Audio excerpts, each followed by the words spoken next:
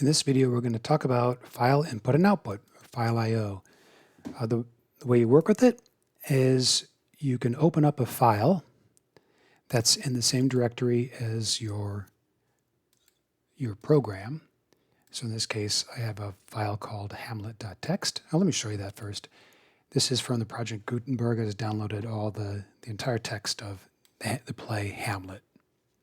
Okay, and in the main program, I'm opening that file, and when you put an R there, it means you're just opening it to read the file contents. It means you can't change it. That's kind of safe if you don't want to ruin the file. And this is the default behavior, so if I wanted to, I could open it up like this, and it would still work just fine. I like having the R there just so I remember, just so it's really clear that I'm opening it for reading. And then what you can do is you can start reading lines from the file.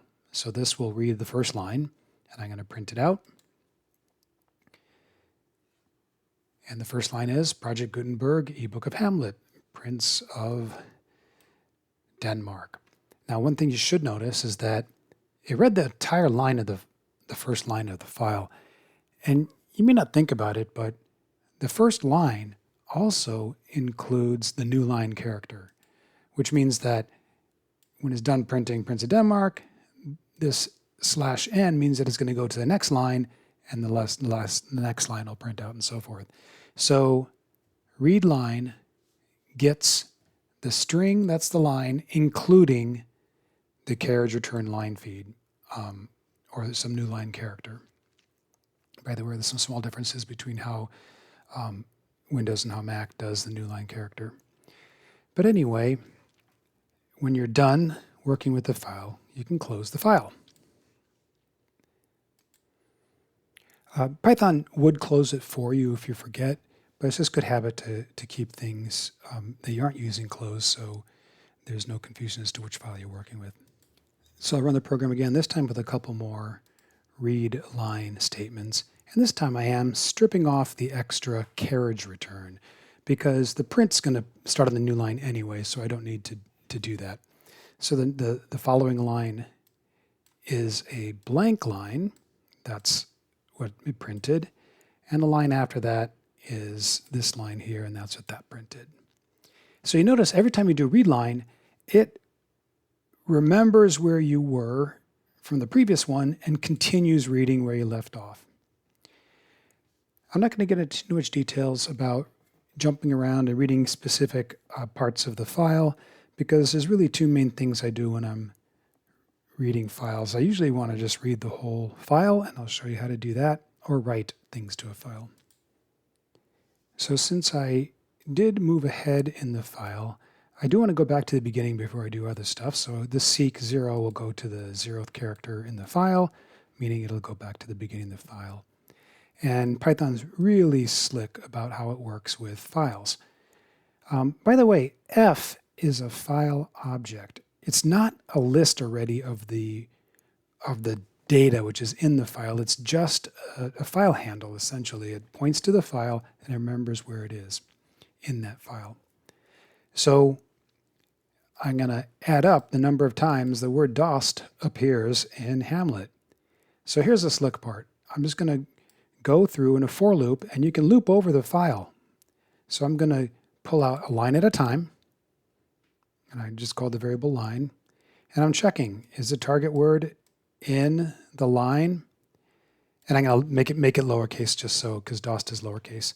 And by the way, you might want to put strip here so that way it takes off. Strip will remove the white spaces and the carriage return line feed and the end of line marker. So let me run that. It'll add up how many times it finds it, and it prints out the target word appears.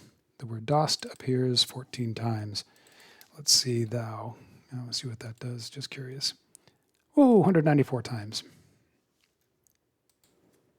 By the way, if you want to be fancy, you could do that entire loop with one line.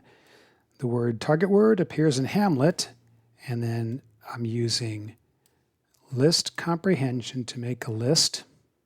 And I'm going to add up how many elements are in a list. And the list is going to have either a true or false. There are other ways of doing it. If the target word is in the line, it puts a true. If not, it puts a false. And so I'll have a list and of how many lines there are in Hamlet, and with trues and falses in there. And sum is pretty smart. It adds up the trues as 1 and adds up the falses at 0. So this counts up how many times it appears. Anyway, that's fancy schmancy. You don't need to do it that fancy. As a matter of fact, doing it with the for loop is probably more readable. Okay, and here's how to write to a file. There's plenty of other options you can look up if you need to, but usually I usually just open up a file that I want to export the stuff that I just calculated. I dump it into a file, close the file, and I'm done. So in this time, when you open up a file, I'm opening up a file that doesn't exist yet, and I'm opening it up to write it. Be careful with this line.